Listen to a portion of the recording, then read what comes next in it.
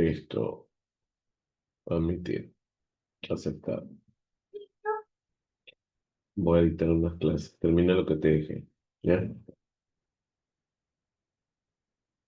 A ver, y vamos puntual, porque en realidad de melanoma lo que más viene es el T, la metástasis. Hay que conocer en la exposición, hay que conocer los tipos de melanoma, prevención primaria, prevención secundaria, que es fácil, y sobre todo algunas vías mutadas, algunas vías alteradas o algunas vías que están en descontrol.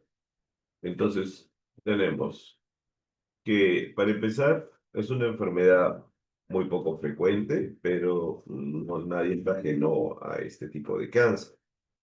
Hablando indiferentemente de cáncer de piel, ¿ya? Por así decirlo, hablando de cáncer de piel, existen sus tipos. El más agresivo es el melanoma, pero vamos a hablar un poco de manera general, terminando dibujos. Ya. Tenemos, por ejemplo, dos casos clínicos que yo les presento acá.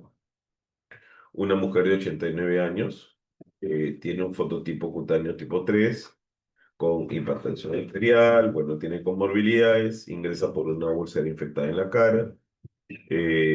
Posterior a un traumatismo, a lo que refiere al paciente, se detecta una tumoración interna de la cara, de la parte de la pierna también, de 1 centímetro oscura, es macular hiperpigmentada, bordes vesiculares mal definidos, menciona que es un tiempo de enfermedad de 5 años, asintomática, y bueno, presenta una lesión névica o lunar, más o menos con un tiempo, no precisa el tiempo de enfermedad, pero bueno, a nivel de lo que es el cuero cabelludo.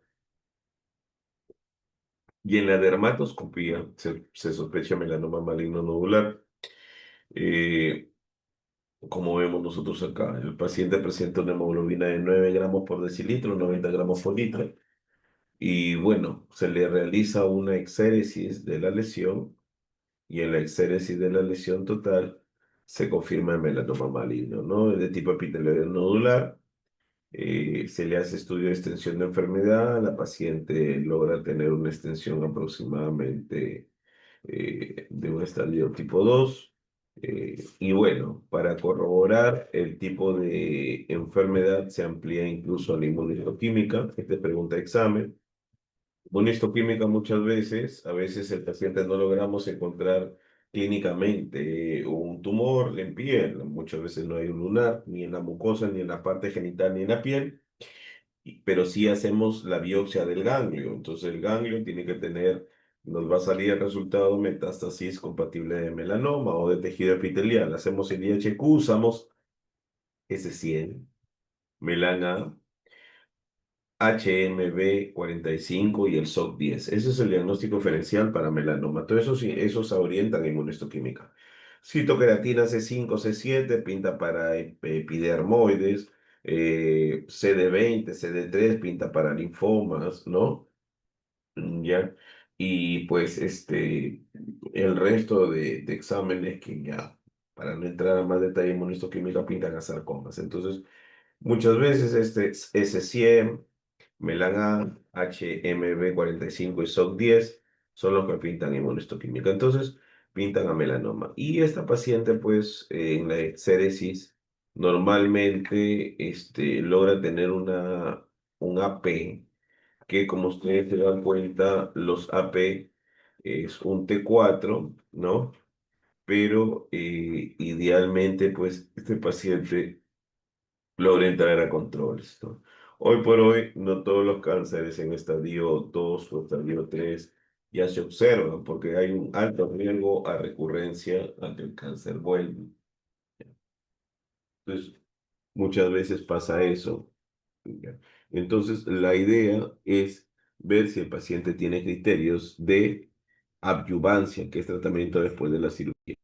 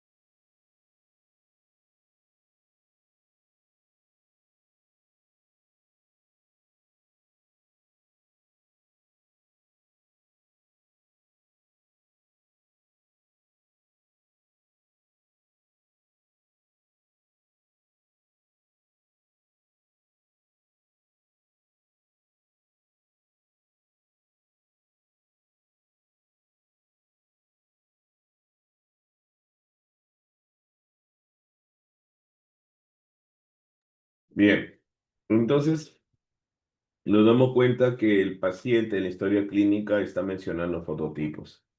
Esto es importante porque el fototipo tiene que también usar un tema de prevención primaria de protección de UPF, ¿no? Pero recordemos bien que no todos los fototipos son iguales, ¿no? Idealmente nosotros como peruanos tenemos muchas razas clásicas, ¿no? Muchos fototipos, pero más o menos en la gran mayoría son fototipos tipo 2 tipo 3 tipo 4 incluso tipo 5, ¿no? Entonces, eh, muy poco frecuente fototipos tipo 6 muy poco frecuente fototipos tipo uno, pero necesitamos igual protección, ¿no? Pensamos que los morenitos no podemos protegernos, pero en realidad hay gente que tiene alta probabilidad de cáncer, ¿no? Sobre todo en la zona de exposición. Ya hay una explicación. Entonces, como nos damos cuenta, este caso clínico siempre en este paciente es típico, un lunar, a veces aparece un nódulo, aparece un ganglio, muchas veces al tema quirúrgico, porque casi la mayoría intenta el tema quirúrgico, en realidad eso está indicado. Muchas veces estos pacientes necesitan un tratamiento bien estadiado. ¿De qué? Porque hay alta recurrencia. El cáncer de melanoma o el melanoma se trata con inmunoterapia. Ya, esa es pregunta de examen. No hay quimio. Idealmente hace mucho tiempo se usaba la nacarracina, el interferón, y con malos resultados, ¿no? Porque uno de 10 funcionaba y a los 9 no les iba bien y se morían. Hoy por hoy la inmunoterapia, al inhibir el PDL1, el CTLA4, son lo más importantes de tratamiento, ¿no? Entonces, como nosotros vemos al iniciar la clase, ¿no? Podemos decir, ¿no? Que en este caso, eh, nos presentan otro tipo de historia de otra paciente, 55 años, igual con un fototipo cutáneo, o más blanca, ¿no? Pero que tiene un examen físico, una tumoración, ¿ya? No es, más que todo es un NEUS, es una tumoración que tiene pigmentación en la región de la espalda, ¿no? Incluso ya tiene síntomas con dolor, ¿no? Un año de evolución. Y la dermatoscopía. En la dermatoscopía, en los países desarrollados, el paciente es captado por primera vez por el dermatólogo. Creo que la mayoría lo haría, ¿no? Va al dermatólogo, no va al oncólogo, ¿no? Incluso yo en la parte privada de mi clínica va primero, viene ya del dermatólogo. Entonces, le hacen la dermatoscopía, le aumentan los campos, que es un microscopio, y se dan cuenta pues que como toman las fotos ahí, son lesiones eh, pues que tienen un pigmento atípico, ¿no? Incluso tienen un componente medio azulejo, blanquecino, ¿no? Entonces, pucha. Caballero, esto no pinta para nada bueno, mejor ni lo tocamos. Entonces, lo que hace, pues, eh, en el caso clínico de acá, el médico le da un tratamiento tópico que, bueno, antes decía, esta es una historia clínica antigua, pero idealmente este paciente debería ir a exéresis, ¿no? Exéresis y, y debería ir a cirugía, ¿no? Y debería ir a cirugía, ¿no? Entonces, el retiro de los bordes incluso hablan de que mientras más profundo es el índice de Breslow, que esa es pregunta de examen en el melanoma, los bordes tienen que ser un poquito más amplios, ¿no? Ahí le pongo en una diapositiva, hay un requisito. Muy bien. Entonces, los cánceres de pieles ocurren en la epidermis, principalmente, porque ya cuando hablamos de dermis, estamos hablando de otro tipo de neoplasias y el tejido subcutáneo estamos hablando del tejido derivado del tejido conjuntivo, que está en liposarcoma, ¿no? Pero cuando hablamos de epidermis hablamos de células escamosas queratinocítico, pregunta clásica, melanocitos y células basales. Basales son células en mitosis, melanocitos tienen el pigmento llamado melanina, que viene del aminoácido tirosina, del aminoácido tirosina, y el queratinocito, que es la célula más frecuente pues, del tejido epitelial, incluso está en contacto del epitelio queratinizado superficial, que es componente de la proteína, ¿no? De este tipo alfa proteína, ¿no? Conocida como queratina, ¿no?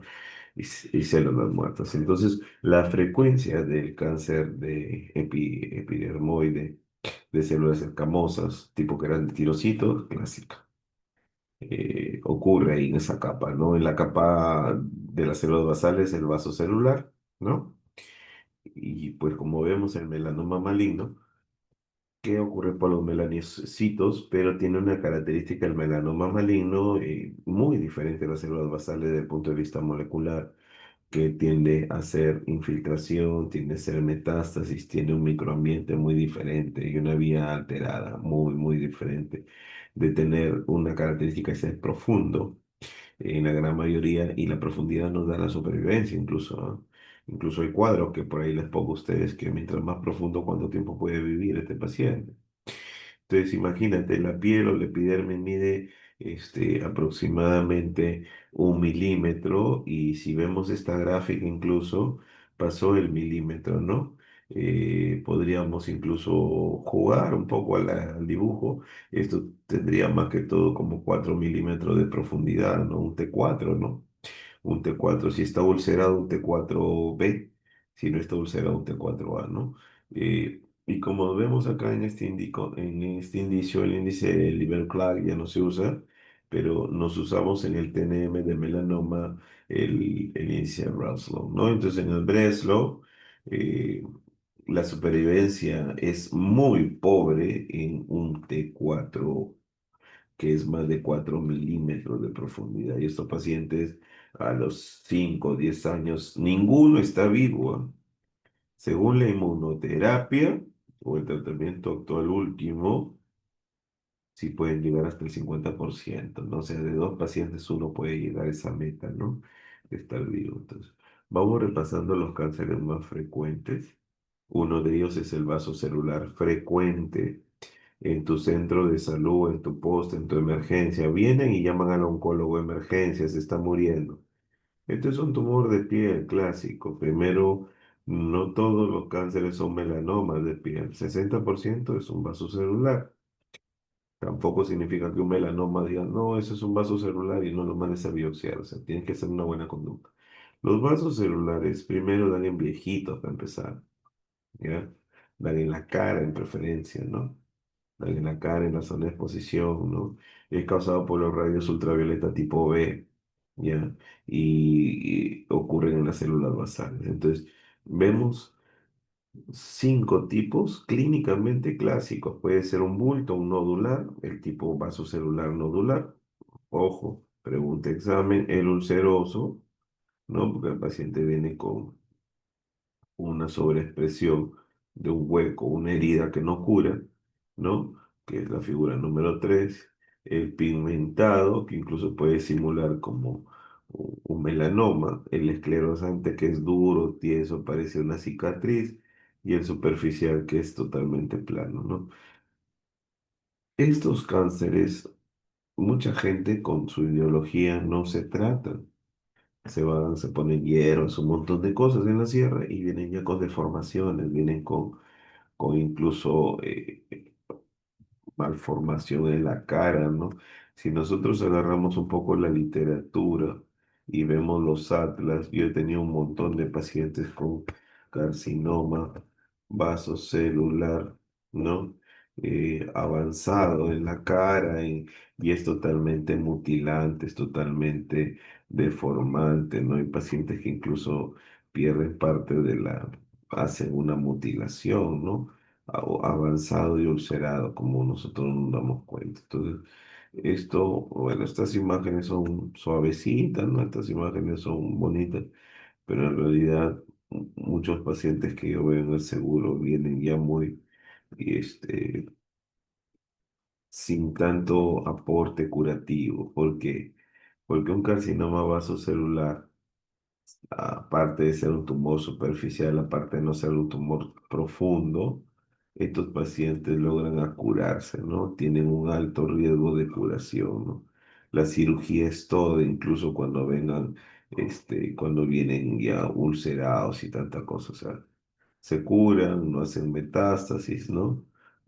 Y como vemos acá, Tenemos el superficial, el nodular que se forma un bultito como vemos acá, y el infiltrante pues que se forma en la parte dérmica, pero pese a eso se expresa en la piel, ¿no? Entonces, bonito este texto que siempre me gusta guiarme de patología. Bueno, para algunos si quieren se lo comparto más adelante, pero acá hay un montón de cositas interesantes. Bueno. Y como vemos, incluso acá, esto es la depresión del tumor. Habla que en realidad el tumor tiene un microambiente, no solamente una invasión perineural, sino también puede tener una invasión vascular, como vemos acá, ¿no? Hay incluso invasión linfática en la biopsia. Todos estos detalles te lo revela la biopsia cuando haces una exéresis.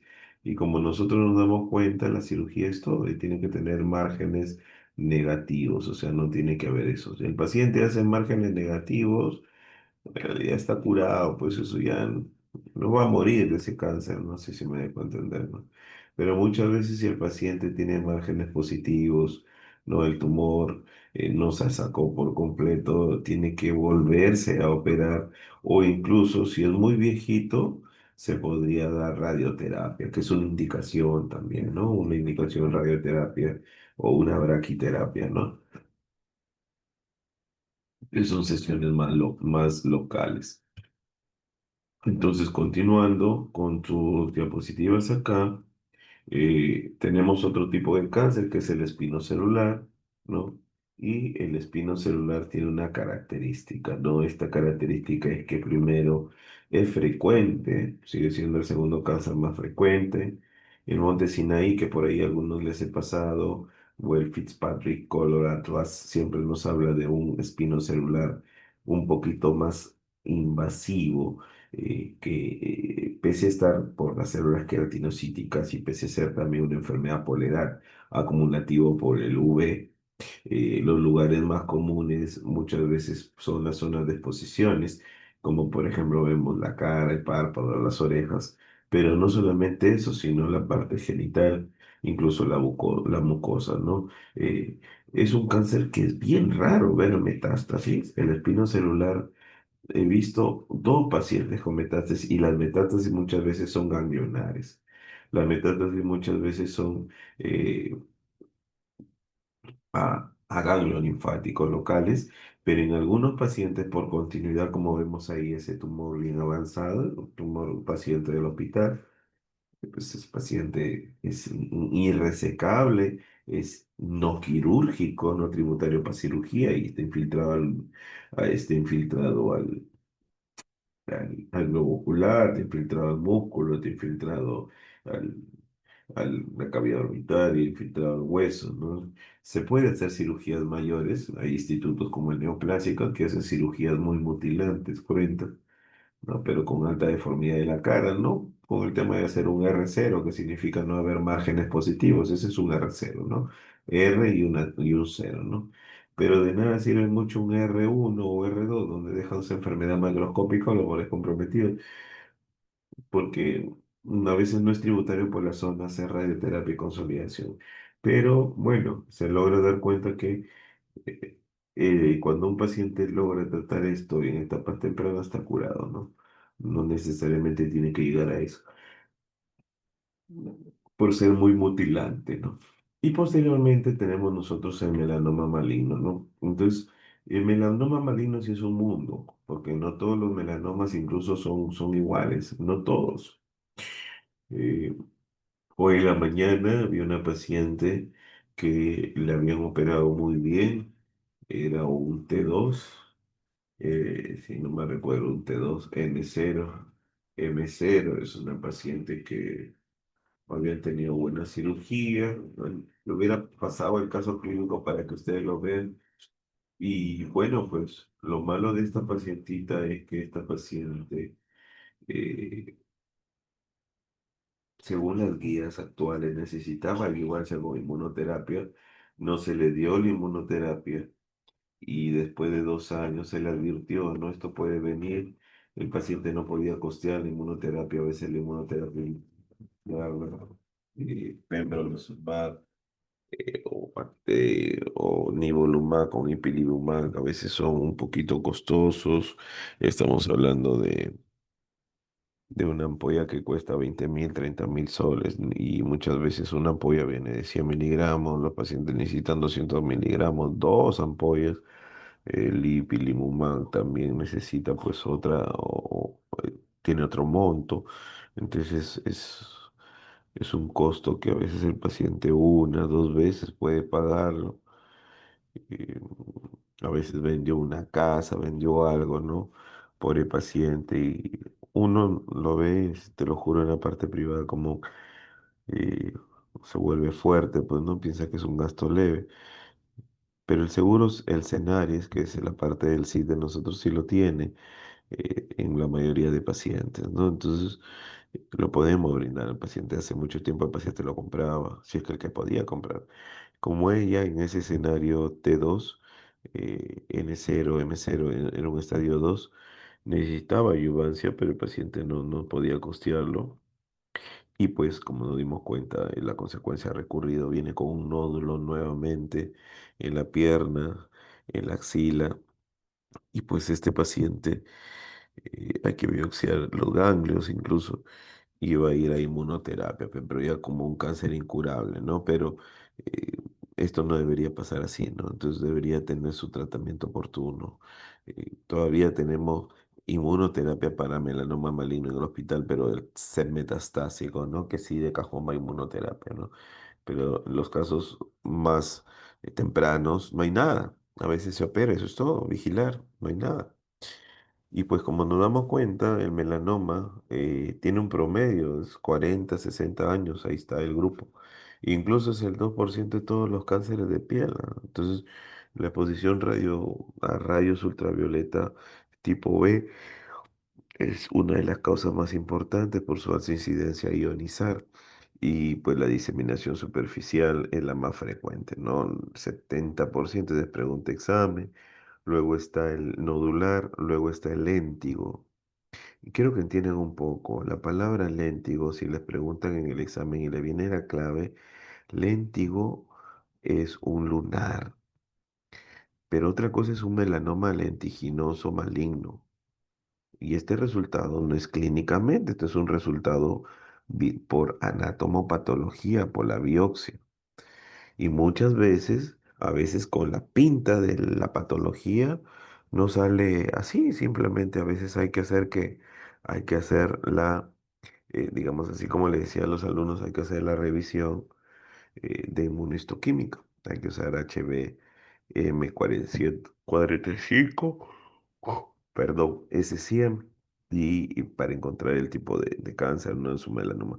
Y otro es el melanoma lentiginoso acral, como le vemos acá, 5 a 10%, que en la mayoría de pacientes puede estar incluso metastásico, porque pese a presentar una lesión acá, existe el microambiente de hacer metástasis a distancia cerebral. Lo malo es que casi todos estos pacientes son pocos que se encuentran en etapa temprana. El paciente que tenga un diagnóstico de melanoma debe pasar el peor miedo, pues porque hay que hacerle tomografías completas o tomografías de emisión de positrones o el PET-CT para descartar que no haya actividad en otro órgano, el pulmón, el cerebro, el hígado, ganglios, porque casi la mayoría, uno de tres, está con metástasis, ¿no? Y incluso no, la supervivencia es baja de ellos, ¿no?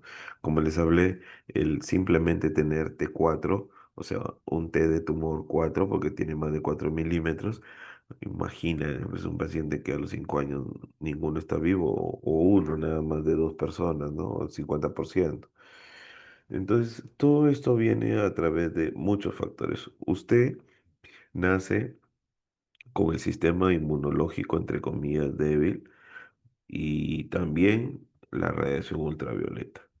Entonces, ¿por qué digo el sistema inmunológico débil? Porque a veces los pacientes vienen o nacemos con la mutación P53.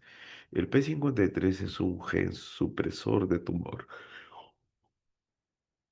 Los genes supresores de tumores, el PTEN, el PTEN, el P53 son genes supresores de tumores. Muchos de estos pacientes, al evitar la supresión, se forman las clonas anormales, ¿no? Entonces, eh, Recordemos bien que para llegar a todo lunar o llaga, siempre primero hacer el ABC, ¿no?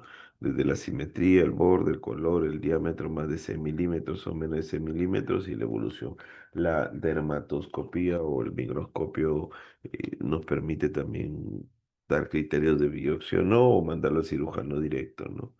Y recordemos, un melanoma maligno, todo tumor que no cicatriza, sensible, que duele, se enrojece, y pues como vemos acá, el superficial, esa característica, el nodular, un bultito, el acral en pies o dedos, el lentiginoso es un lunar seco, ¿no?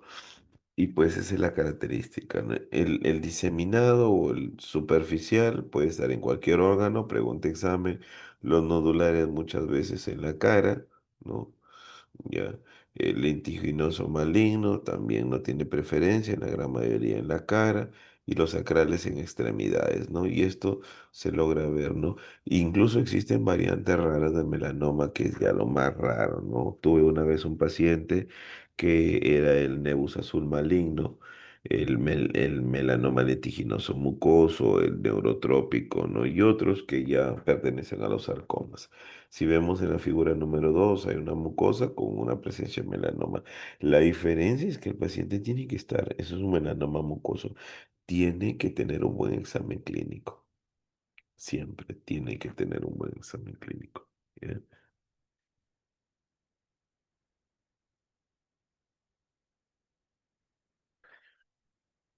Ahora, no todos los melanomas tienen preferencia de edad. Los bien viejitos siempre son los léntigos, sobre todo los léntigos malignos.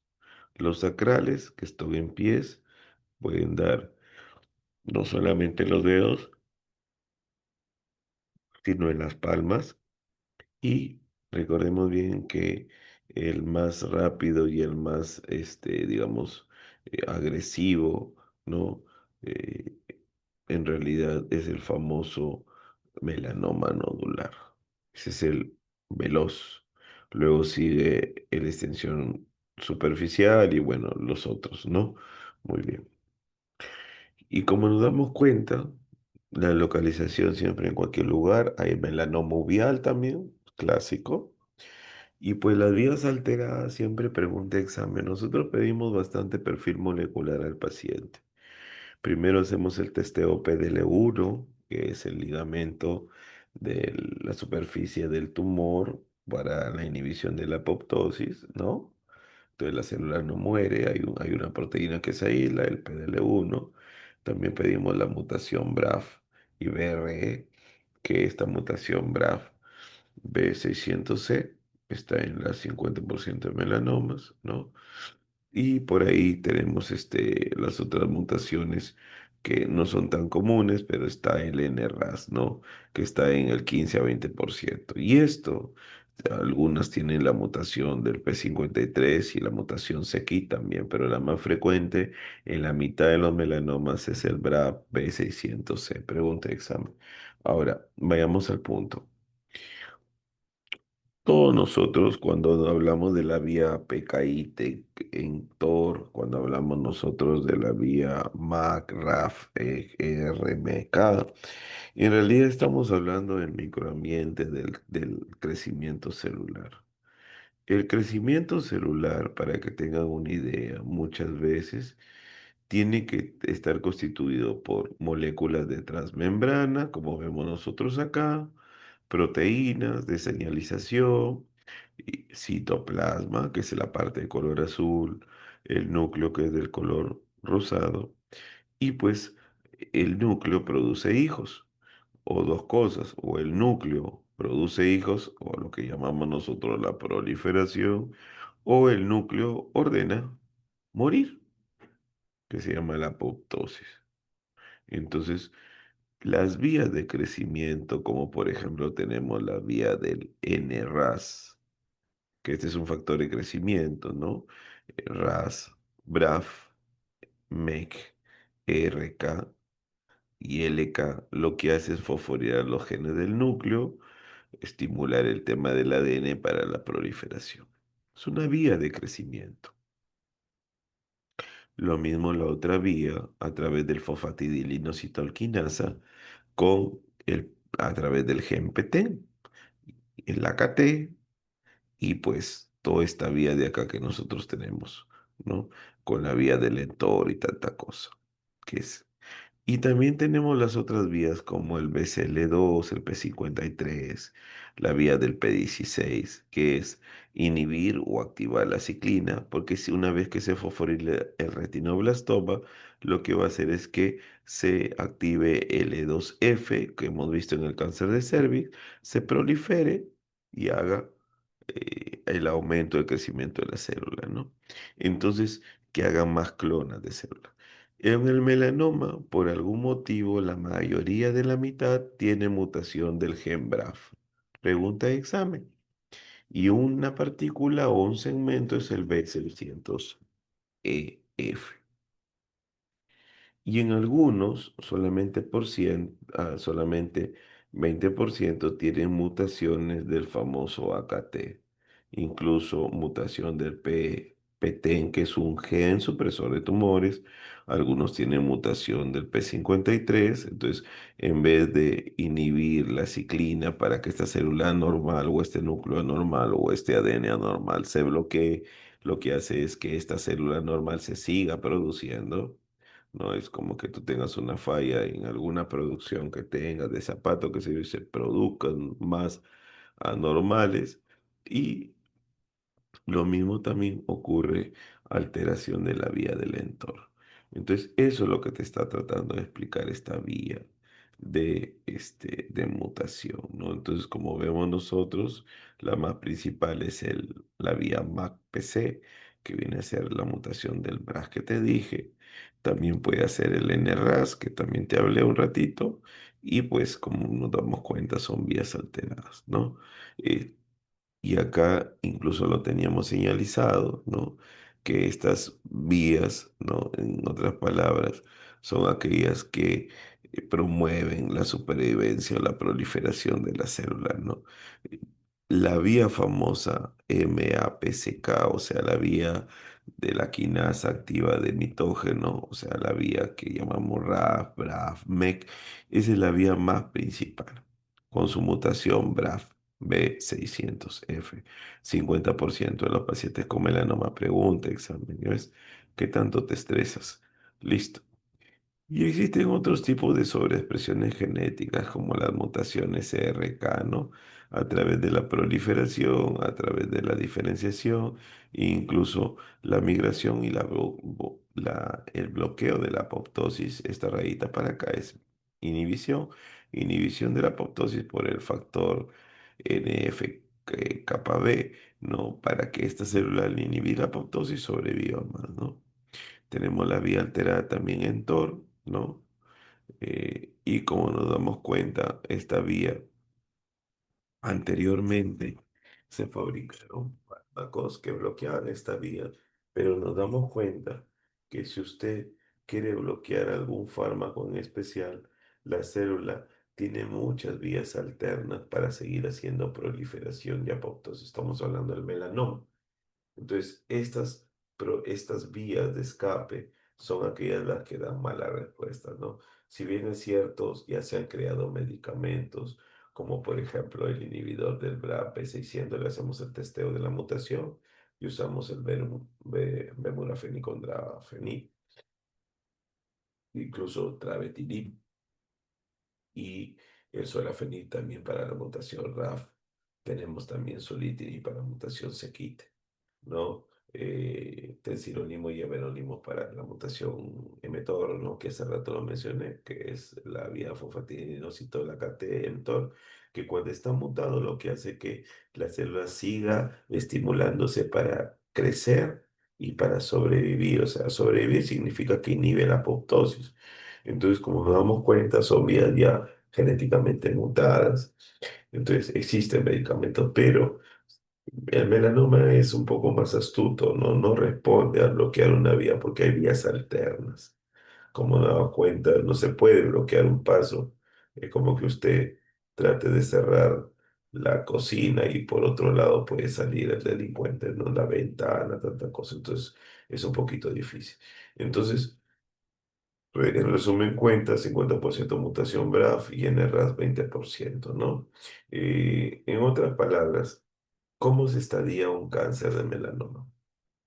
El estadio es a través de tomografías, incluso resonancia magnética de cerebro para ver metástasis, lactato de cirogenasa, hay que ver el hemograma, la función hepática, hay que ver si es que usted sospecha de lesiones en el cuello cabelludo, una tomografía de cuero cabelludo, un PET-CT, si es que la tomografía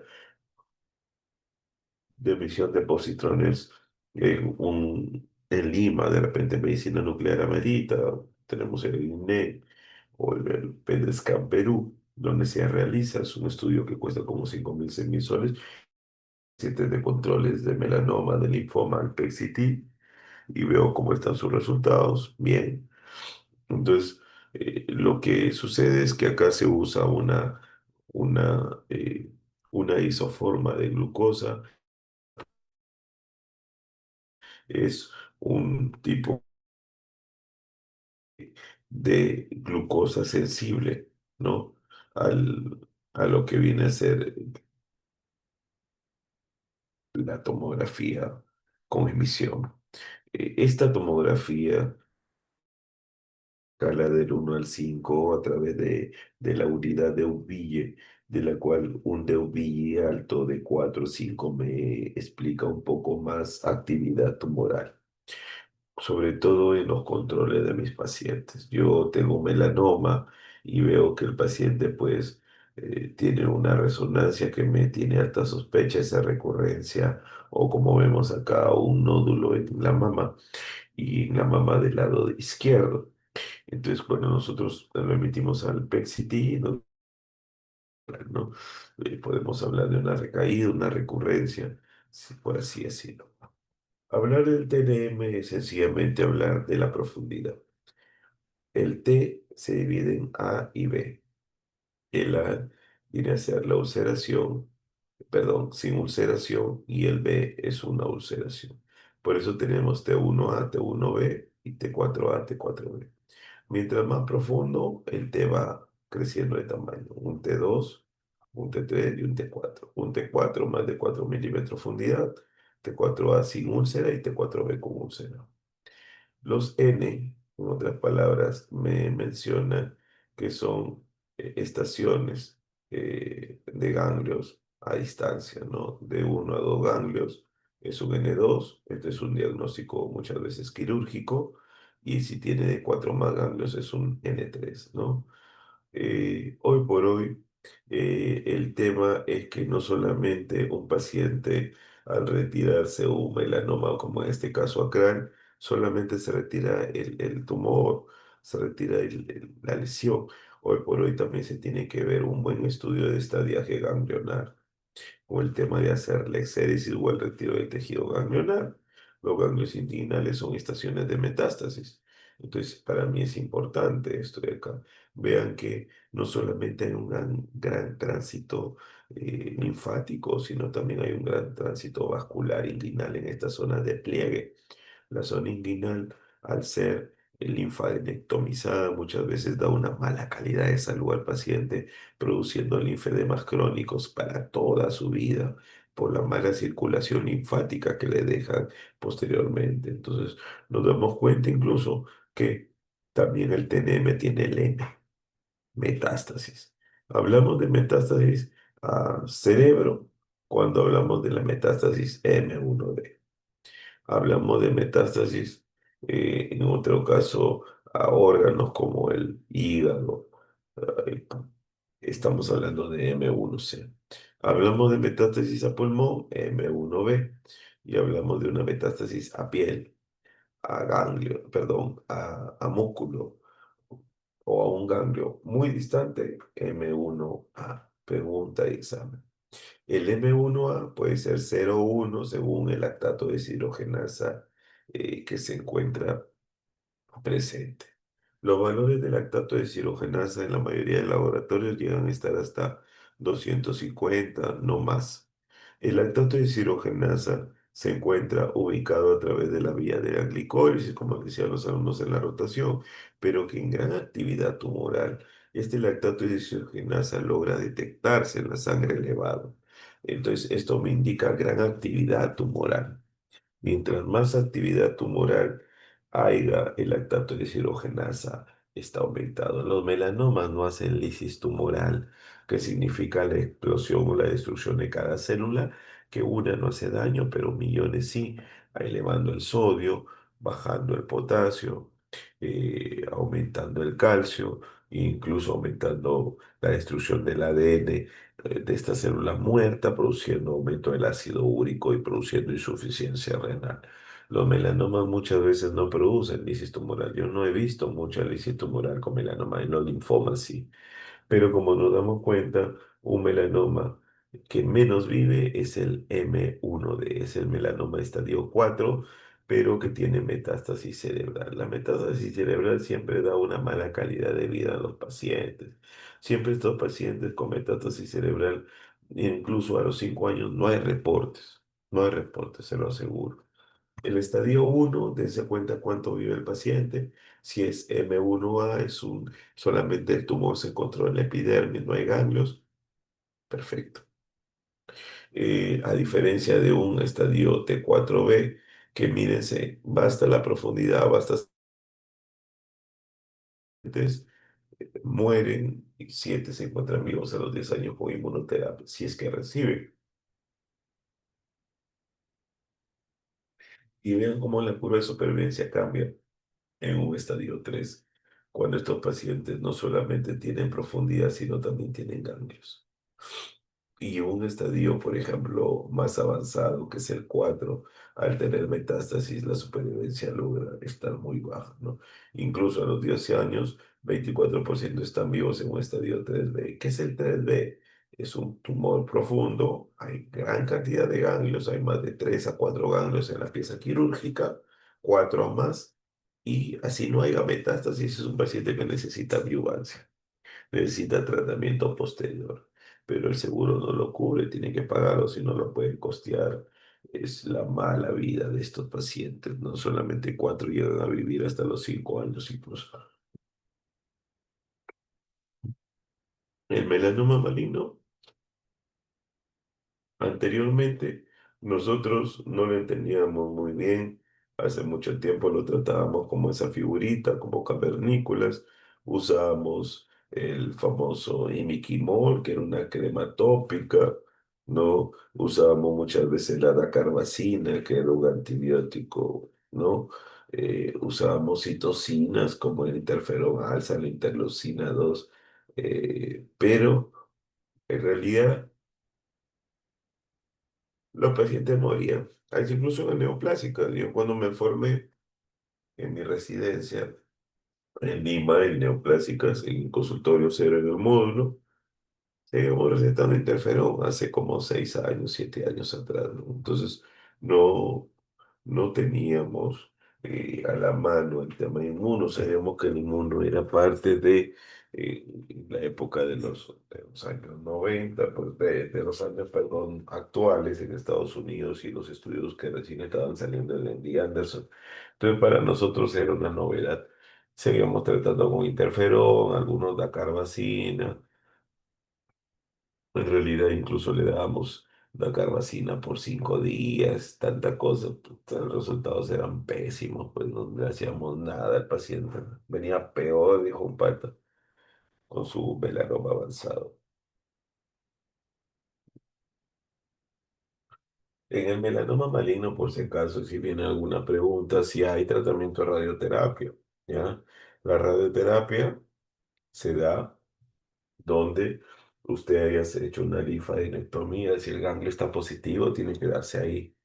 Pero también la radioterapia no solamente se da desde el punto de vista curativo, sino paliativo, que significa que se da para el tema de dolor, para el tema de compresión medular, que es bien raro, ¿no? La dosis no se la aprendan, pero muchas veces, doctor, pero ¿qué lugar le puede dar paliativo o una radioterapia? Mira, flaco. Si el paciente tiene metástasis de cerebro y tiene síntomas neurológicos, que son hipertensión endocraniana, está haciendo vómitos explosivos, está haciendo focalización, está haciendo desviación de la línea media de la tomografía del cerebro, está haciendo aumento de edema cerebral, pues no solamente hay que darle manitol, que es un diurético no osmolizante, sino también hay que darle pues corticoides y posteriormente su radioterapia, ¿no? Los corticoides a dosis altas, 4 miligramos cada 8, ¿no? Por un buen tiempo y luego su radioterapia, ¿no? La radioterapia es paliativa porque no va a curar ese tumor, pero por lo menos baja el tema de la actividad tumoral, ¿no? La radioterapia, por si acaso, no solamente es achichar el tumor, la célula tumoral lesiona la fase S y mata esa célula, ¿no? La radioterapia tiene una acción así, ¿no? Eh, entonces, para el tratamiento de este tipo de cáncer depende de las lesiones.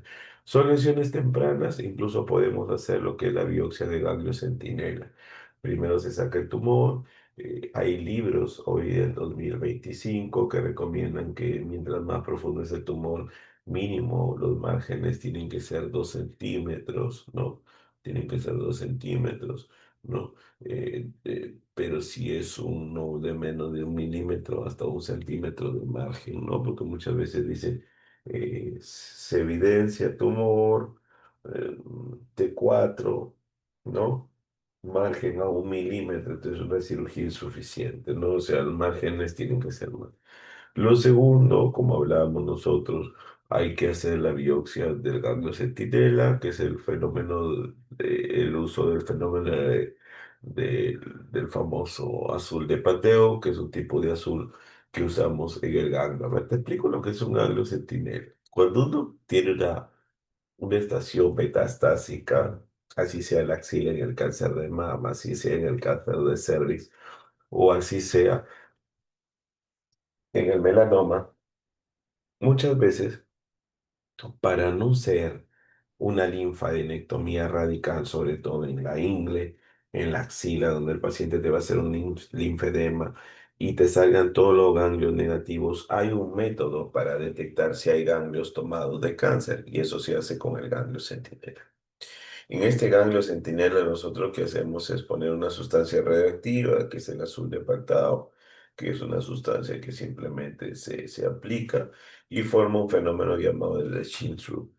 Si vemos nosotros que hay ganglios centinelas tomados, si hay más de 2 ganglios centinelas, esa es una indicación de retiro de toda la estación ganglionar. Ahí sí amerita sacarse 8, 10, 20 ganglios los que hayan ahí en la estación. ¿Por qué? Porque este ganglio centinela, si nosotros vemos uno, bueno, no hay problema.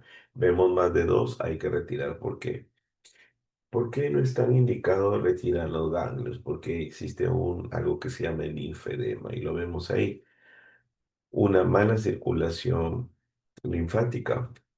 Vemos nosotros que después de haberse operado un melanoma acral, el paciente sobrevivió al cáncer, pero tiene una pierna más grande que la otra. Siempre hay un edema duro, hay fobia, hay alto riesgo de celulitis, tiene infecciones de partes blandas, de tejidos conectivos, tiene que usar antibióticos, una pierna pesa más que la otra, hay dolor, hay neuropatía, entonces un montón de secuelas a los pacientes sobrevivientes, ¿no? Los estadios 2 o estadio 3, bueno, primero pues lo que tenemos que hacer es la operación, la biopsia de ganglios centinela, si está positivo, pues hay que ver si se da algún tratamiento adyuvante, ¿no? Los tratamientos adyuvantes depende de la mutación. Si vemos nosotros que hay BRAF mutado, como vemos acá, o bien damos nivo-IPI, que es la mejor combinación hasta el momento, un nivolumab con ipilimumab, 1 miligramo kilo con ipilimumab 3 miligramos. Entonces, el melanoma metastásico hoy por hoy no está solo, tiene tratamiento. Antes se daba interleucinas, ahora se da nivolumab, ipilimumab, que es la mejor combinación, ¿no? Y pues los resultados son magníficos, ¿no? De lo que vemos nosotros, un tumor ulcerado, exeretoso, esclerosante, sangrante, con inmunoterapia. E incluso en el PET-CT, cuando usamos nosotros la glucosa, que es la famosa 18F-FDG, pues es un tipo de glucosa radioactiva. El tumor, mientras más actividad metabólica tenga, más glicólisis haga, porque eso es lo que hace la vía anaeróbica en los tumores, tiene mayor actividad de consumo de azúcar, entonces se logra evidenciar en el PET-CT, ¿no? ¿Quiénes han llegado a vivir mucho más? En la inmunoterapia, durante todos estos tratamientos, quien ha llegado a sobrevivir más es la curva del nivolumab con el ipilimumab, ¿no? Que es la combinación de los dos fármacos a través del microambiente del tumor. La célula dendrítica con el linfocito y la célula tumoral muchas veces producen actividades para que la célula tumoral muera, pero la célula tumoral produce sustancias con el tema de inhibir la apoptosis. Al inhibir la apoptosis usa unas moléculas llamadas PDL1 y también el linfocito T es bloqueado por una célula dendrita alterada a través del CTLA4, ¿no? Entonces se crearon los anticuerpos que bloquean estas proteínas con el tema de que la célula muera, la célula haga apoptosis, es el anti-CTLA4, que es el ipilimumab, y el anti-PD1, porque compite con el PD1 ahí, es el nivolumab. Entonces tenemos la presentación Yervoy con el ipilimumab y el omnivo con el nivolumab, ¿no? Inhibidores de lo que es la cascada de todo el microambiente celular produciendo la muerte. Prevención primaria de cáncer de piel siempre es el protector solar, ¿no? Y el protector solar siempre un SPF no, 50 ya protege el 98% de la protección del sol, SPF 30, 97%, ¿no? Que es el factor de protección solar. Recordemos bien que la radiación ultravioleta está muy mal distribuida en el mundo. En el Perú no se queda tan lejos. La sierra tiene los índices de mayor radiación. Cerro de Pasco, Huancayo, Puno tienen índices bien altos según el tsunami. Entonces la idea es usar protector solar, no solamente gorra, ¿no? Entonces, la prevención secundaria del cáncer de piel es usar el ABC para lograr determinar el tumor y tratar de darle, pues, un diagnóstico y tratamiento oportuno, ¿no? El 13 de junio fue el día del cáncer de piel, pues uno de los cánceres más agresivos. Hay que tratar de diagnosticarlo a tiempo. Listo. Chicos, 5 minutos o 10 minutos y entramos a cáncer de cervix. ¿Está bien? Son las 11:10, 11:10 nomás, 11:15 empezamos.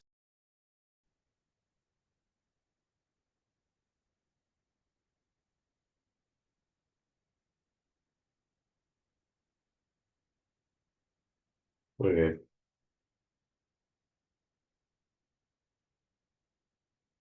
Bien, bien, vamos a ser puntuales en el cáncer de cuello uterino, porque en realidad voy a tratar de ser bien justo con este tema porque viene bastante. ¿Ya? Les voy a dejar el CTO, me escriben para mandarle el CTO. Pues más, ahorita le comparto el CTO para que tengan, antes de irme, Montesina ahí también, la guía del MINSA, eh, y también algunos temas de lectura para quien quiera ampliar cáncer de cervix, de próstata, también melanoma y cáncer renal. Sí, muy bien. El cáncer de cuello uterino, en realidad es la segunda enfermedad más común en el Perú, incidencia más alta, ¿ya? Lo malo que en el mundo solamente está el, digamos así, el 20% en el mundo. Ya se aplican 150 de las vacunas en todo el mundo, ¿ya? En 150 países, perdón, ¿ya?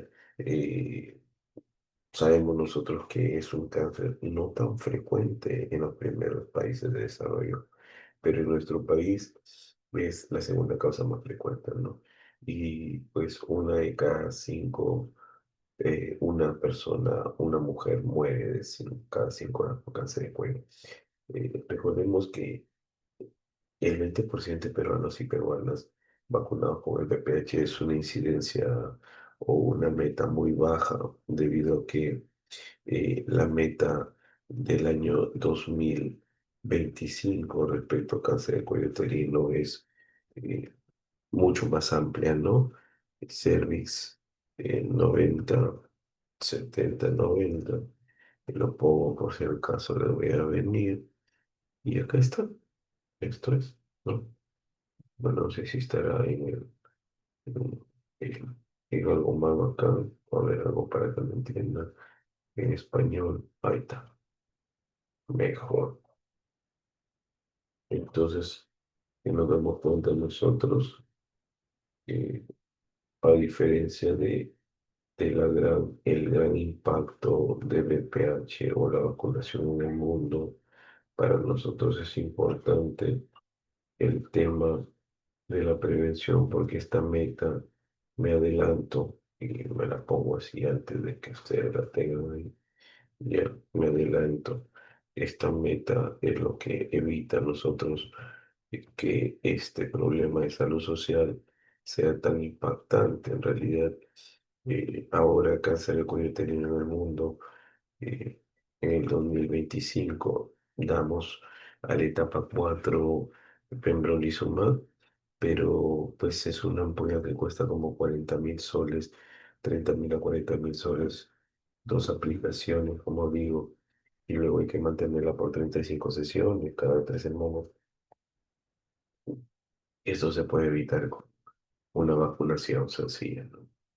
Entonces, sabemos nosotros que BPH está relacionado a cáncer de pene, a cáncer de ano, cabeza y cuello, y en las mujeres a cáncer de vulva, de cuello uterino. Estas cifras en el primer mundo ya han dado la vuelta por la vacunación, pero el objetivo de la OMS es el 90-70-90 para el 2030. En el Perú solamente se llegó al 20%, es un impacto. Por eso tenemos gran incidencia de cáncer de cuello uterino, llegando todavía en etapas avanzadas. Que te pregunte examen, cuidado, 90% de las niñas tienen que estar vacunadas, eso es una meta grande. Antes de los 15 años, el 70% de estas mujeres de la media, 70% de las mujeres en cualquier edad tienen que tener un chequeo, para que lo entiendan. Y el 90% de estas mujeres con lesiones tienen que estar recibiendo algún tratamiento, ya sea conización, ya sea cualquier tratamiento. ¿Ok?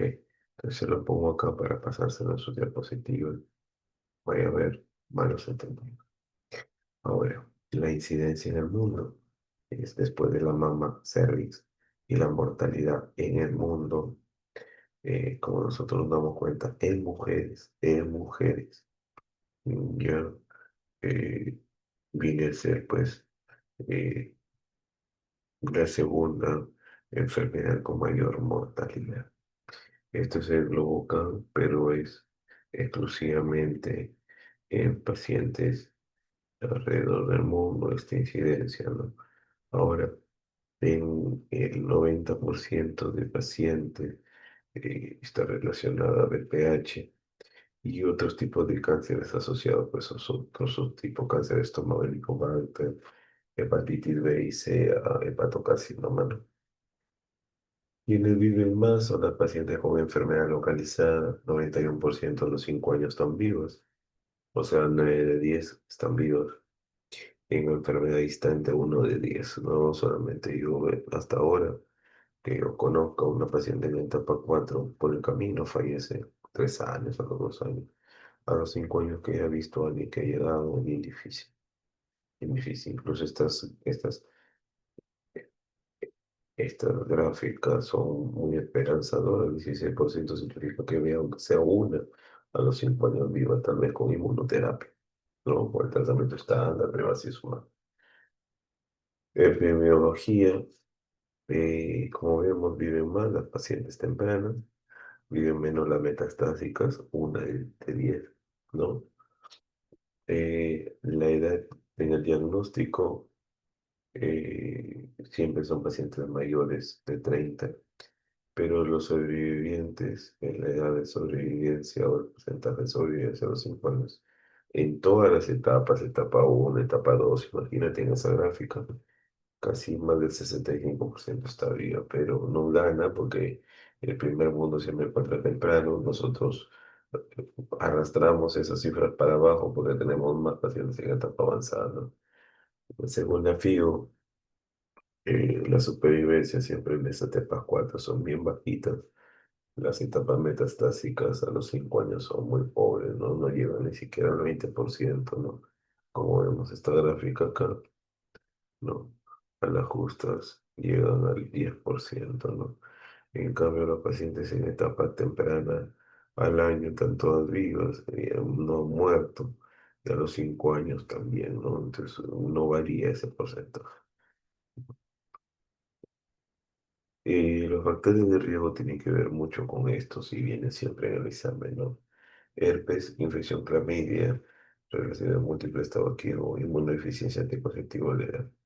El tema principal es el papiloma, que sabemos nosotros que en este estudio llamado el estudio, una comparación que se hizo en casi 1.500 personas, y fue un metaanálisis publicado por dos estudios epidemiológicos, donde se estudió con 8.000 personas con cáncer de cuello uterino. Se hizo 26.000 controles y dos estudios, como digo, es epidemiológico. Se tuvo una relación de riesgo relativo, o sea, la probabilidad de que al tener esto te da un poco más riesgo de cáncer de cervix fue pues un corte de número de parejas sexuales más de 6, un riesgo relativo 3 veces más, la edad muy joven antes de los 18, un riesgo relativo a 2, el número de partos incluso tenía que ver mucho, el uso de anticonceptivos un poquito subía el riesgo relativo, tanto para el carcinoma escamoso, para el adenocarcinoma no hay tanta diferencia. El ser gorda no es ningún riesgo en el cáncer de cuello uterino, eso es pregunta de examen, excepto el tabaquismo, sí es un factor de riesgo, aumenta hasta 1,33 en cáncer escamoso. En adenocarcinoma no, por si acaso. El tamizaje de riesgo en Papa Nicolau ni da, sobre todo, ni beneficia ni perjudica, es un examen de rutina que tiene que hacerse sí o sí como conducta. Entonces, como nos damos cuenta, el ser multípara somete a riesgo. Incluso se determinó que lo más importante en estos pacientes es que la alteración del pH, ¿no? El traumatismo del parto exclusivo, la inmunosupresión, el uso de anticonceptivos más de 10 años, ¿no? Aumenta la incidencia acumulada, ¿no? El fumar, debido a que lo que se asocia es metabolitos directos al ADN, la inhibición de los genes supresores, ¿no? La disminución sobre todo de las células dañinas que alteran la respuesta inflamatoria al microambiente del cervix, ¿no? Pero casi no me pierdo, ¿eh? En el carcinoma no hubo ningún riesgo de tabaco, no, porque esto no es dependiente ni del BPH, ni dependiente para el tema de cigarrillos. Incluso hablamos de los serotipos 16-18, cómo aumenta el riesgo relativo, mientras más de 10 años de estar infectado, aumenta el riesgo 2 veces más. Esa pregunta de examen, ¿no? Muy bien. El anticonceptivo, como vemos nosotros, ¿no? El anticonceptivo también tiene que ver mucho. La contaminación de clamidia trachomatis también, ¿no? Vemos incluso el tener herpes, te aumenta 2 veces el riesgo, por si acaso la cervicitis herpética, eso candidato a cáncer de cuello uterino debido a que el microambiente es inflamatorio crónico y puede llevar a inducir a la supresión de CD4 y aumento de la neoplasia, ¿no? Eh, bueno, el principal, eh, digamos así, factor de infección es el VPH, ¿no? Vemos que es un papilomavirus, se caracteriza por tener una legión que no produce, digamos, inmunidad ni virización, ni mutagénesis, que es el LCR propio de las vacunas del VPH. Sabemos nosotros que las proteínas early o las tempranas son la E1 a la E8, porque son las primeras en actuar con el epitelio de la mucosa vaginal, y la L1 y L2, que son aquellas que corresponden a las ensamblajes de las proteínas, ¿no? Esta pregunta clásica de examen, ¿no? El ADN doble, que a través de los 8000 PB, y se encuentra detectada en casi el 99,7% de cáncer de cuello uterino, ¿no? La clasificación siempre es secuencial genómica, y todo es debido a la homeostasis del ciclo celular, ¿no? Cuando un ADN se daña, nosotros tenemos un gen supresor que es el P53. Este ADN dañado lo induce a la apoptosis, porque lo que hace es arrestar el G1, o sea, suprime el G1 y evita que pase al periodo S y al periodo G2, ¿no? Y por ende, pues las células se mueren, ¿no? O hace la muerte celular, ¿no? Este P53 es inhibido por el famoso M2, MTM2, ¿no? Que es una vía de regularización por la ubiquitinización, ¿no? Eh, a través también la ciclina de sinasa, ¿no?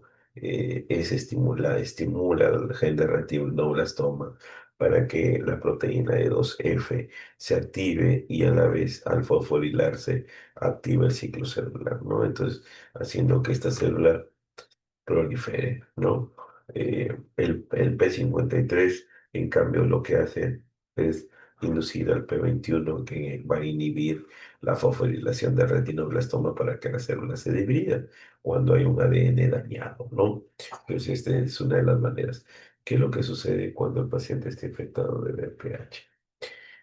Una de las cosas es que la proteína E6 es aquella que se une para degradar a través de la vía de la ubiquitinización del P53.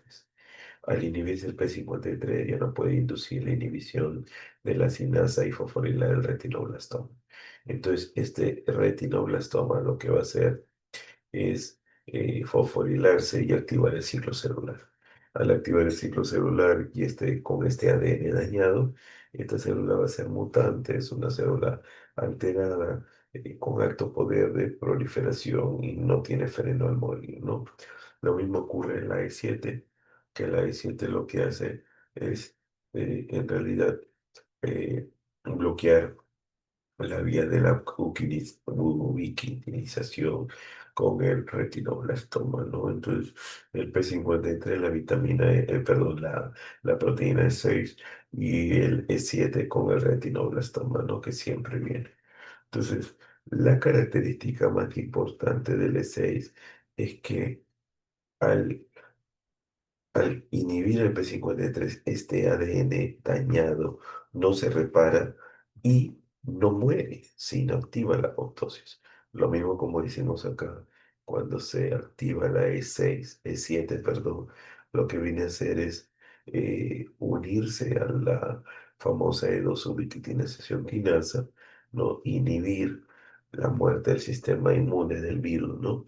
Por lo tanto, va a aumentar la proliferación viral, ¿no? Y esto ocurre en la mucosa del epitelio vaginal, ¿no? Y del cuello uterino. El epitelio del cervix es estratificado, como vemos acá. Hay células basales, suprabasales, granular y cornificado. Y como vemos, el daño empieza o la minimización desde la parte más basal.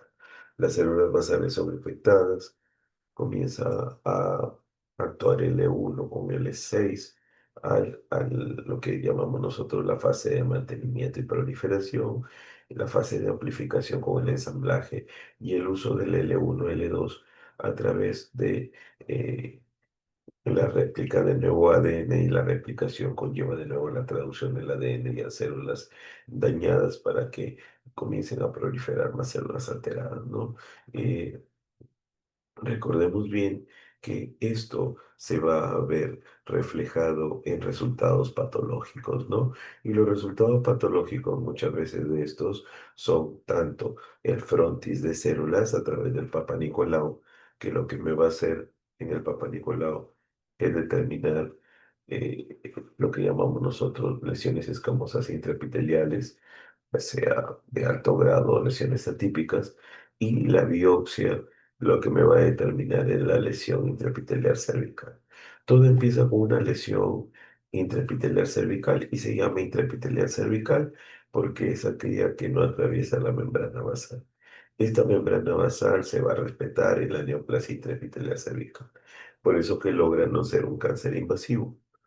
El NIC1, NIC2 y NIC3 son neoplasias intraepiteliales, son células, digamos así, proliferadas, son células anormales, pero no son células invasivas. Por lo tanto, no es un cáncer invasivo, es un cáncer in situ, pero existen dentro del NIC1 lesiones escamosas intraepiteliales de bajo grado y en el NIC2 y 3 lesiones intraepiteliales de alto grado, ¿no?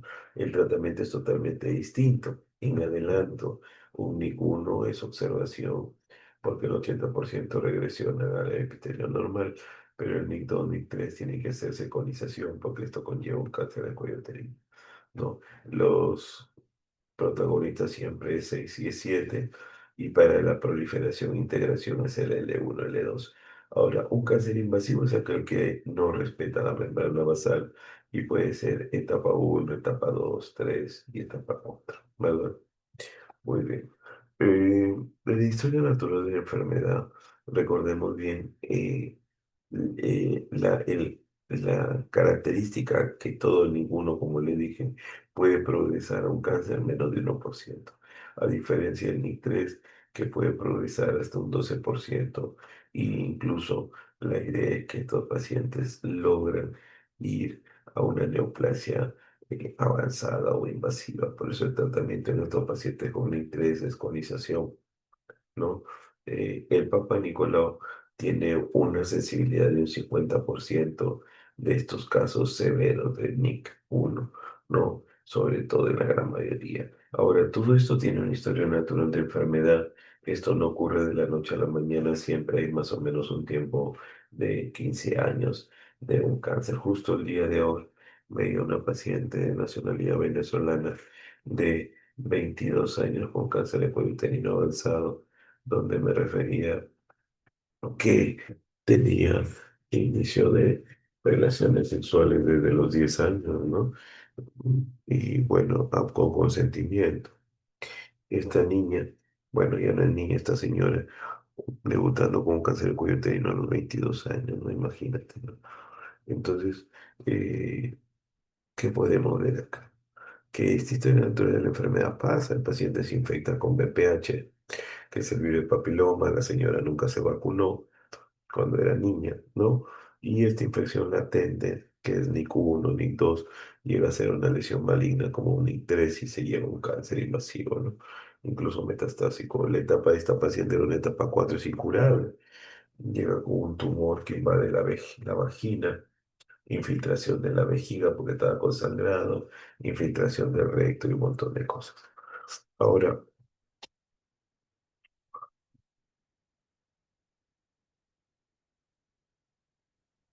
nosotros observamos acá que en estos pacientes el protagonista que es el VPH no todos causan cáncer. Las vacunaciones o las vacunas están orientadas a subtipos de VPH. Y como le decía a mis alumnos, 16, 18 son los serotipos más abundantes, pero tenemos varios, 31, 33, 35, 39, el 45, 52, 58, 59, 67, 68, esos son los más importantes.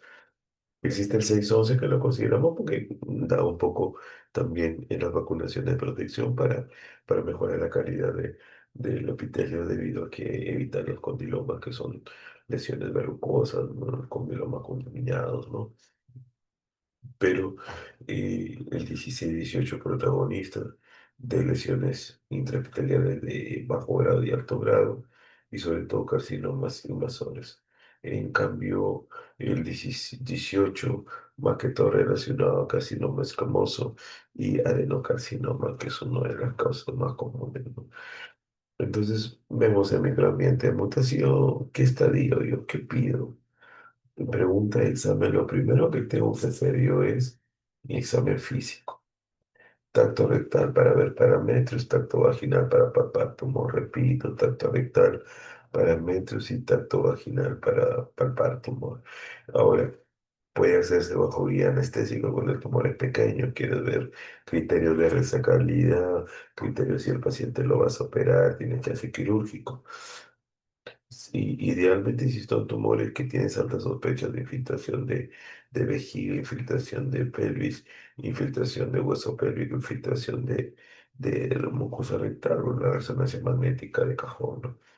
Pero idealmente nosotros pedimos tomografía de tórax, abdomen y pelvis que ya nos dan una idea de los ganglios retroperitoneales, que son ganglios a distancia, y si sería así, es un estadio 3C2, ¿no?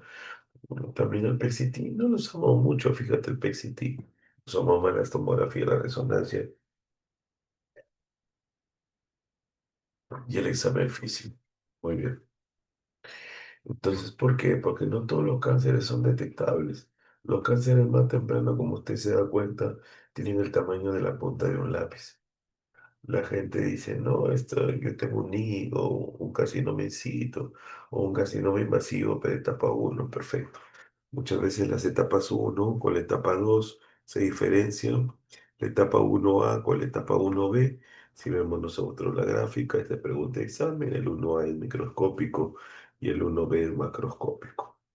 Y, y al verlo en el estadiaje nos damos cuenta que los síntomas son totalmente distintos, ¿no? No es lo mismo palpar un tumor demasiado pequeño que se ve por estudios de microscopio o la pieza quirúrgica, por ser prácticamente como la puntita de un lápiz, con tumores que ya vienen del tamaño, pues, de un limón, casi de 5 centímetros, un huevo 6 centímetros, ¿no? O una manzana. Esta nena que la vimos ahora en emergencia medía 8 centímetros, pintaba la pelvis, el recto, es un 4A, que pinta para 4B porque le hemos pedido tomografía, ¿no? Curación no hay en ella, muy probablemente recurra a la enfermedad o esté persistente, ¿no? No creo que recurra porque para recurrir no significa que el cáncer se haya controlado y luego vuelva. Para sí va a estar persistente, ¿no? Que es lo más probable, ¿no? Los síntomas entonces varían según el tamaño del tumor. Muchas veces hay sangrado en pequeña cantidad, mucha cantidad, el paciente viene con flujo fétido cuando son cánceres avanzados, otros al dolor al tener relaciones sexuales, otros simplemente con un resultado alterado del Papa Nicolau, que ya se hicieron su biopsia de cervix y le sale carcinoma, ¿no? Entonces los síntomas pueden variar. Puede haber linfedema en miembros inferiores, puede haber pérdida de peso, puede haber síndrome urémico por obstrucción uropatía obstructiva en la parte distal del uréter, ¿no? Y la prevención, como dije hace rato, a través del Gardasil, que en el Estado peruano se protegía para cuatro cepas, 6, 11, 16, 18, pregunta de examen, dosis y aplicaciones, esto es clásico, primera dosis a los 0 días y segunda a los 6 meses, de 9 a 14 años, y en los adolescentes 3 dosis, ¿no? Recordemos también que esta prevención no solamente es para el NIC 1 y NIC 2, sino también para el genotipo 16-18, ¿no? También prevenía verruga 6-11 y pues tenía un poquito de todo, pero de la proteína L1. Pregunta de examen. Las niñas tienen que vacunarse, la aplicación es intramuscular, es deltoidea y las contraindicaciones es si le tiene algún preservante. Eh, Ahora, tenemos el Gardasil 9 que protege contra 9 cepas y bueno, el Cervarix que protege contra 2. La diferencia del nonavalente o del que es 9 cepas para mí es mucho mejor, incluso he habido estudios que se aplican en NIC 3, el 6-11-16-18, que es para el cáncer para el verrugas y el cáncer de cuello uterino, pero también el 31-33, 4-5-5-2 y 5-8 para el cáncer de vagina y vulva, ¿no? Muy bien. ¿Existen recomendaciones para la vacunación del VPH aparte de la edad? La respuesta es sí. Les dejo los alcances acá para que lo lean.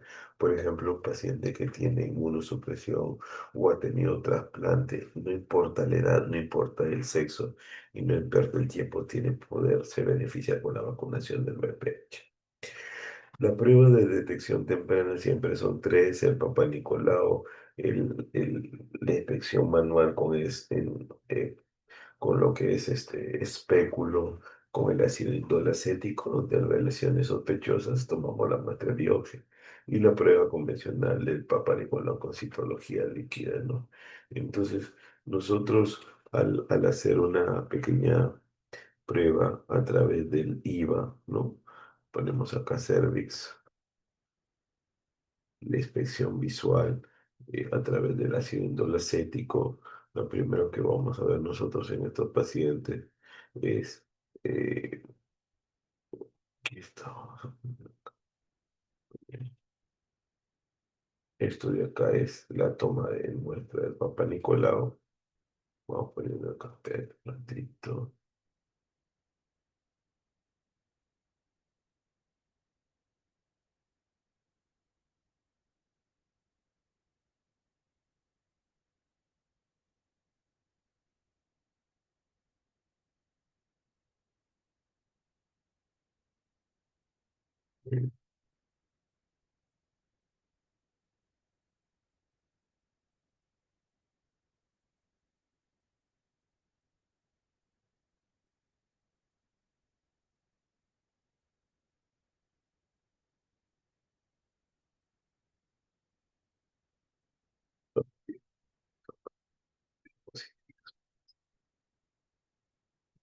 Una que se ve el IVA a través de la inspección visual con ácido acético. Cuando son lesiones acetoblanca, estas lesiones se tienen que biopsiar sí o sí, pues muchachos, ¿no? Toda lesión acetoblanca se tiene que biopsiar. Eh, las lesiones de alto grado, sobre todo la lesión NIC3, esas sí van exclusivamente a coloscopía, ¿no? Sí. Muy bien, este es el BPH testing, que también igual lo voy a poner acá en la diapositiva, ver imagen, para que lo tengan.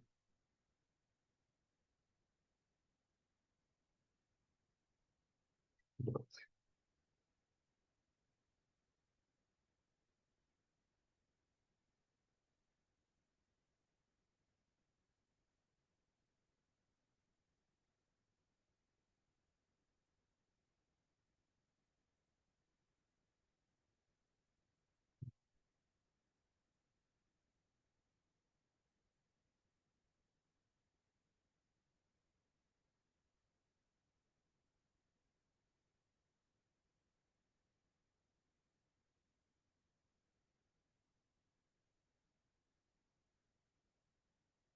Esto es el famoso, bueno, esta es colposcopía, pero acá existe la inspección del ácido acético, lo copio acá, porque a veces siempre los alumnos estaban en todo su derecho, me reclamaba un alumno, me decía, doctor, tan que yo no tengo ni la mínima idea qué es esto. Entonces yo digo, bueno, claro, ni yo me imaginaba cuando estudiaba también, no volaba tanto en la imaginación. Entonces, a ver, cuando uno coloca ácido acético, lo que pasa es que las células tumorales, como le dije, producen glucógeno y producen desmina en realidad, y eso actúa para formarse un tejido blanco, ¿no? En, la diferencia es que la inspección visual no tiene diferencia que el Papa Nicolau. El Papa Nicolau solamente se hace 2, 3 días después de la menstruación. La expresión visual tiene que ser en cualquier momento, incluso en el embarazo también, o incluso cuando está con infección urinaria. Y si nosotros con infección de tracto vaginal vemos acá, hay una lesión acetoblanca que posteriormente debería evaluarse para ver si es que este paciente va o no a lo que nosotros llamamos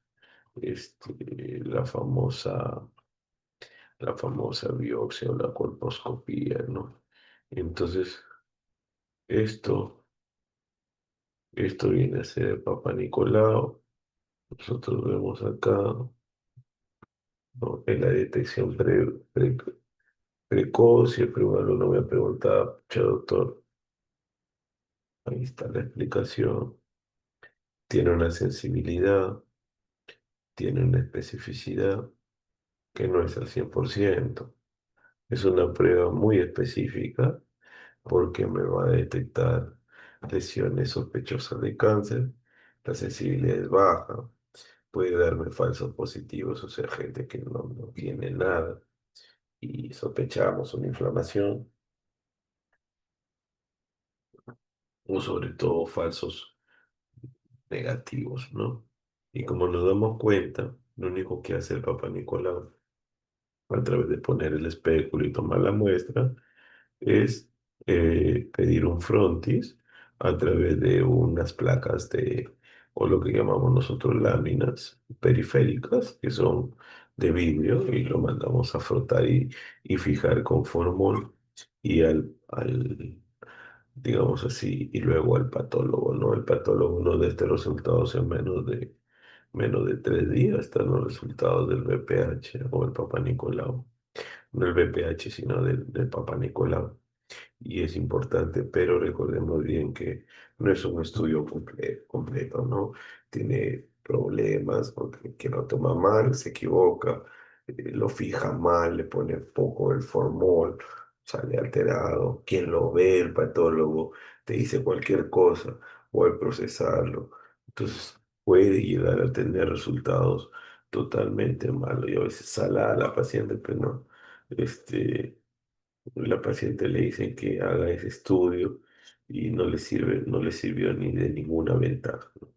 Lo otro es la detección de base líquida, que es la detección principalmente a través del tema eh, citológico, ¿no? Entonces a través de también igual se hace un raspado, pero esto se manda a un componente líquido, a la muestra tiene más sensibilidad, pero es un poquito caro, ¿no? Y pues quien lo prepara tiene que tener bastante entrenamiento, porque ese entrenamiento es lo que me va a hacer equivocarme, ¿no? Y muchas veces la detección temprana del ADN, del BPH, pues, ¿no? La detección temprana también es primordial, que también se puede hacer. La guía del MINSA tiene un algoritmo en qué edad debería empezar un paciente con detección de DPH, ¿no? Y sobre todo lo que hace es que la mayoría de pacientes con BPH no tienen alto riesgo, pero no desarrollan cáncer. La idea es hacer un estudio, es un estudio de BP PCR, ¿no? Vemos nosotros incluso los testing que pueden variar. Ahí tenemos el Protect 1, Protect 2, que son para cualquier edad, ¿no? Y lo bueno, pues incluso se puede hacer un lavado y un tejido del cuerpo vaginal, ¿no? Entonces, bacán, lo máximo, ¿no? Ahora, este... Lo que sí es pregunta clásica de examen, hay casos clínicos chiquitos de 2 renglones, que si el paciente tiene un tumor visible, tiene que biopsiarse, pues no, nada más, no hay que hacerle papá Nicolau, ¿no? Y como nos damos cuenta, los papá Nicolau que vemos acá, muy diferente a la colposcopía, son lesiones sospechosas, hacemos la investigación del IVA, ¿no? Y pues el paciente llegamos a la detección temprana, ¿no? Ahí está.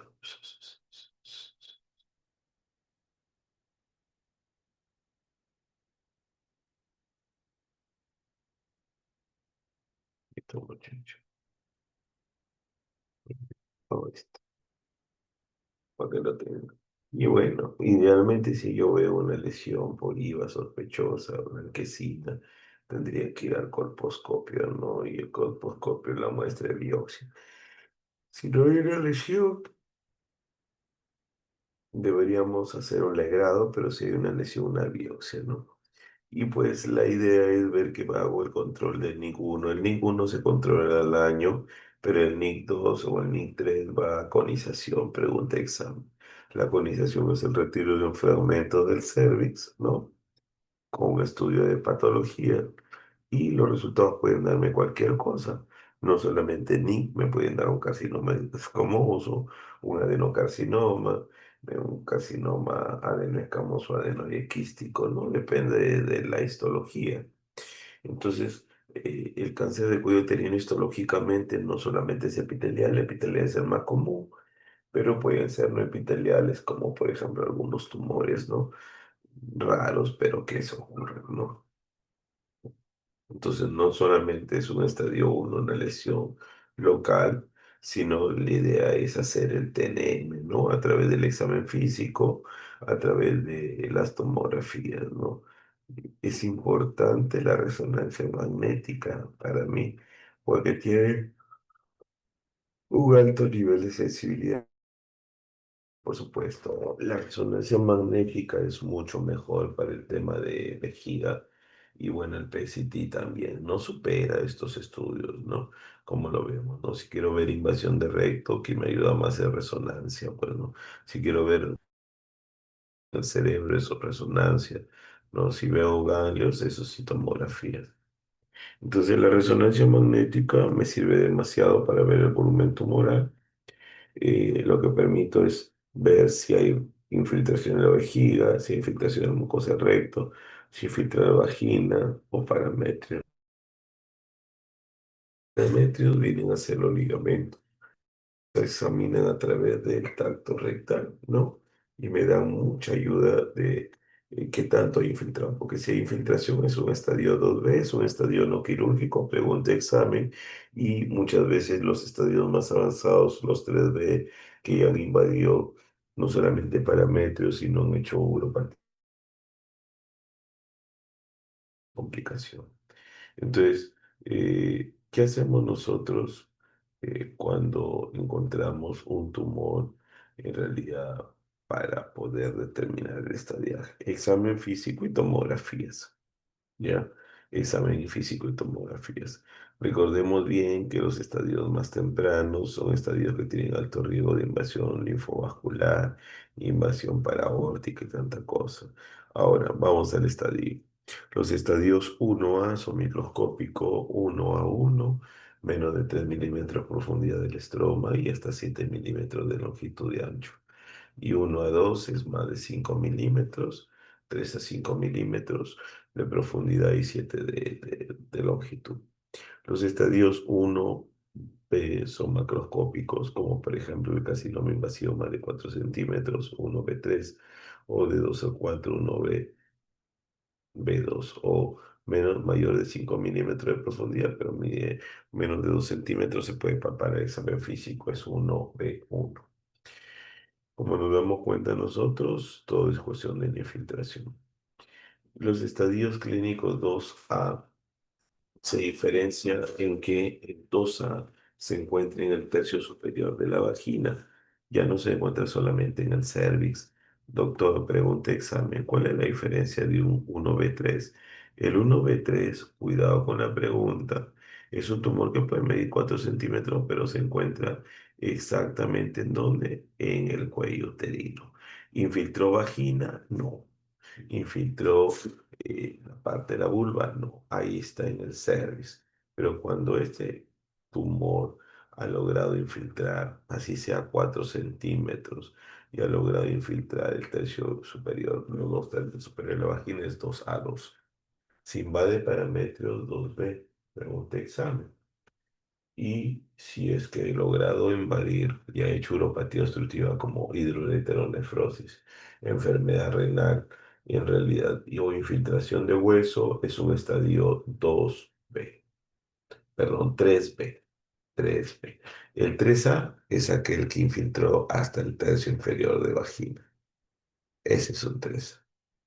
Ya, ¿qué hay que hacer en un 3B si vemos uropatía obstructiva? Lo que hay que hacer es un nefrostoma, con el tema primero hacer una ecografía de riñón, ver si hay buena tejido parenquimal para salvar el riñón, así haya hiperazoado o aumento de la creatinina y la urea. Hay que hacer un nefrostoma, esto lo hace el radiólogo intervencionista.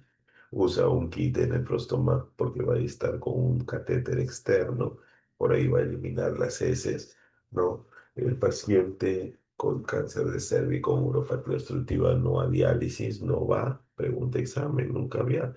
La idea es mejor un nefrostoma, porque eso lo va a ayudar a la calidad de vida, ¿ya? Y lo va a ayudar a que reciba posteriormente su quimioterapia con radioterapia, dependiendo de la edad, del tamaño. Y los estadios 3 son estadios 13-2. El 3B, ya sabemos, el 13D1 y 13-2 son aquellos que infiltraron los ganglios. El 13-1 los ganglios pélvicos y el 13-2 los ganglios paraórticos. Como nos damos cuenta, pregunta examen cuáles son los ganglios pélvicos y ahí está. Paracervicales, parametriales, hipogástricos y gastros comunes, presacros, ilíaco externos, sacrolaterales. En cambio, si invadidos los paraórticos es un 13-2, pregunta de examen. El tratamiento de un estadio 13-1 o 13-2 es quimiocorradio. Lo único que hace es que la radioterapia aumente un poco más el campo de la irradiación, ya no hasta abajo a la pelvis, sino un poquito hasta arriba. El estadio 4 infiltrado vagina o infiltrado el recto, como vemos nosotros. ¿Ya? Eh, Miren, acá vemos un estadio 3C, ¿no? El 13 es aquel que ha agarrado ganglios paraórticos, ¿no? Como vemos, ¿no? Este ha agarrado el omentum, este es un 4A, ¿no? O 4B. Y vemos nosotros que aquel que agarró distancia, por ejemplo, ganglios inguinales, ganglios cervicales, es un 4B. Aquel que logró invadir el recto, la vejiga, es un 4A. Metástasis al hígado es un 4B, ¿no? Y como nosotros nos damos cuenta cuál es el tratamiento, cuando son etapas tempranas se opera. ¿Hasta qué etapa se puede operar? Se puede operar hasta las etapas 2A. El 2B no se opera. Hay un tipo de cirugía en etapas muy tempranas para conservar la fertilidad, que es la traquelectomía en etapa 1A1, o sea, un tumor demasiado pequeño, ¿no? Pero ya cuando nosotros vemos que son tumores un poquito más grandes, no hacemos la histerectomía o la radioterapia con la braquiterapia. El estadio 1B2 o un estadio 2B, que no se opere hasta un estadio 4 para no confundir. Acá lo pongo, ¿no? Acá lo pongo, va a decir que el paciente no se confunda. Espérate, espérate, espérate, espérate. Acá está. ¿No?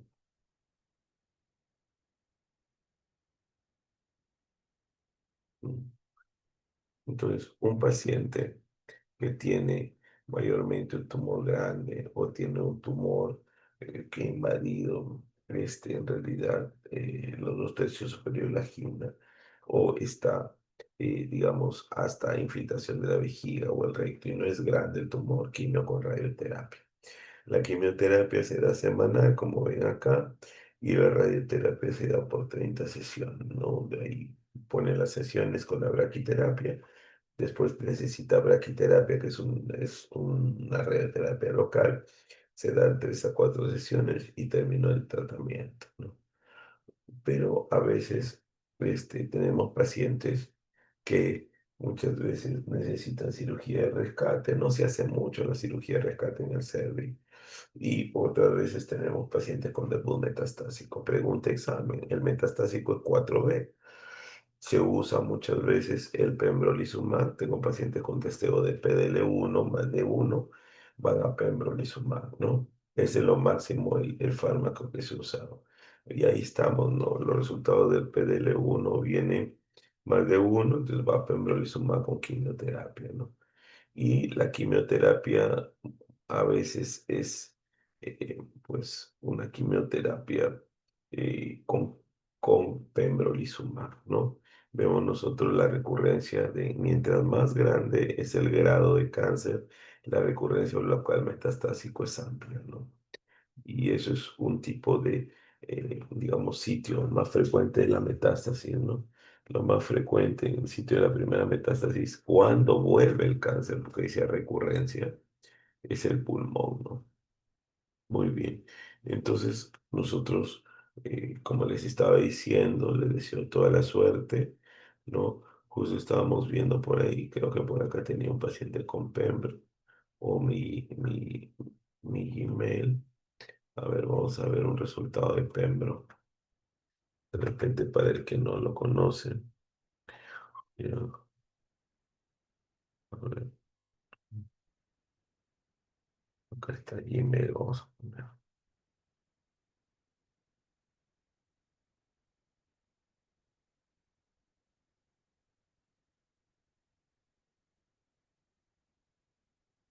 Ahí está, Gmail. Vamos a ver, Pembro.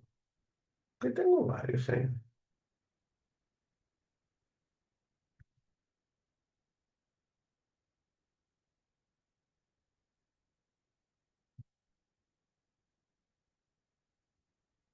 Mira, acá tengo un resultado. Tengo varios. Tengo una paciente, María. Si tú lo ves acá, hasta que carga, dice paciente de Sullana, bueno, dice 12 el 26 de agosto. Dice que esta paciente ha salido con PDL1, un testeo más de 20. Los que tienen más de 1% de PDL1 son candidatos a pembrolizumab en etapa metastásica, ¿no? Muy bien, chicos. Espero que les haya servido. Un ratito de que les mando las diapositivas transformadas a PDF. Un fuerte abrazo. Nos vemos pronto. Cuídense.